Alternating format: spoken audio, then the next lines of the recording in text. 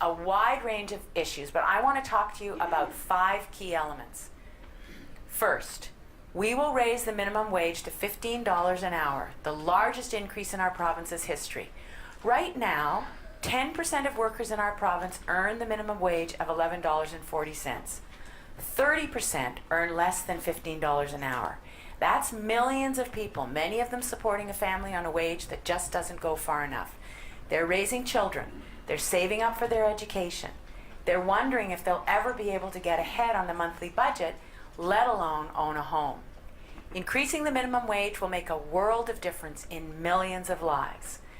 The increase will be phased in over the next 18 months. It'll rise to $14 this New Year's Day 2018 and to $15 on January 1st, 2019. Hi everyone.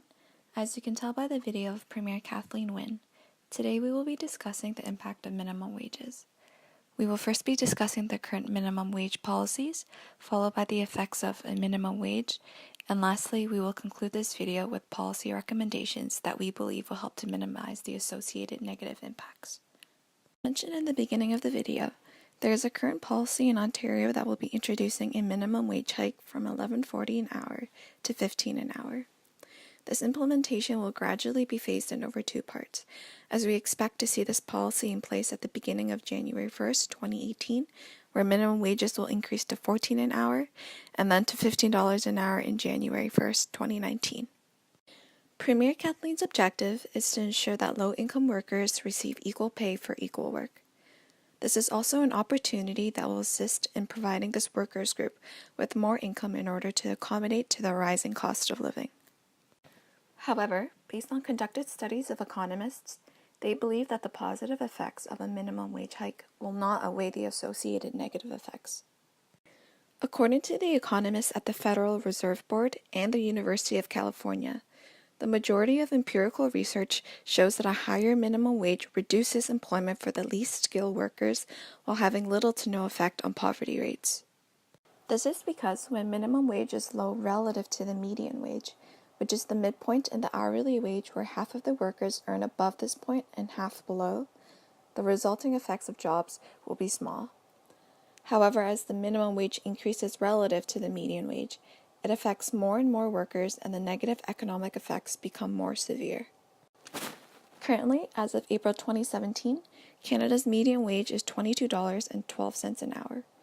Therefore, with a sharp increase in the minimum wage of $15, the impact of job losses is expected to be significant.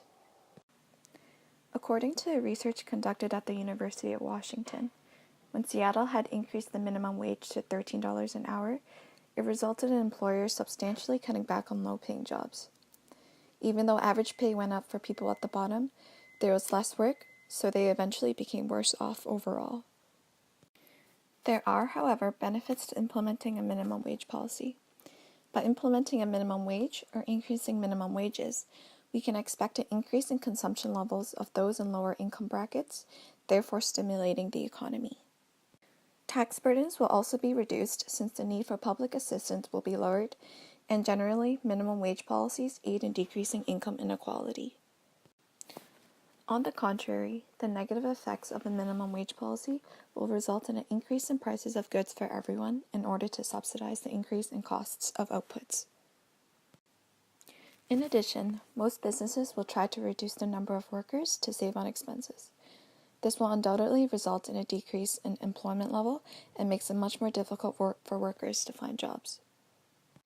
The result of this will have a substantial effect on those who are primarily low-skilled and young workers, since research and interviews have concluded the first ones to cut back on staff members are small business owners employing these worker groups. Lastly, with minimum wage policies or wage hikes, large businesses will have more incentives to offshore jobs for cheaper labor, or alternatively substitute labor for capital. Now, to give you a better understanding of our topic, we've prepared 3 graphs. The primary model for evaluating the impact of minimum wage is the neoclassical supply and demand model. Economic theory predicts that a minimum wage in a competitive labor market will have an adverse employment effect, that is, employment will be reduced relative to what it would have been in the absence of the minimum wage. This is shown in the graph here where WC and NC are the equilibrium wage and level of employment. After the imposition of the minimum wage, WM, employers will reduce their demand for labor to the point NM.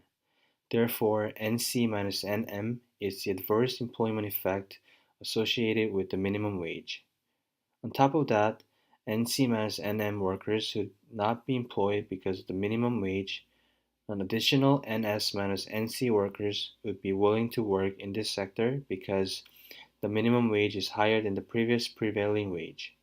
Therefore, the queue of applicants for the reduced number of jobs is NS minus NM, with NC minus NM representing workers laid off because of the minimum wage, and NS minus NC representing new potential recruits who are attracted to the minimum wage jobs.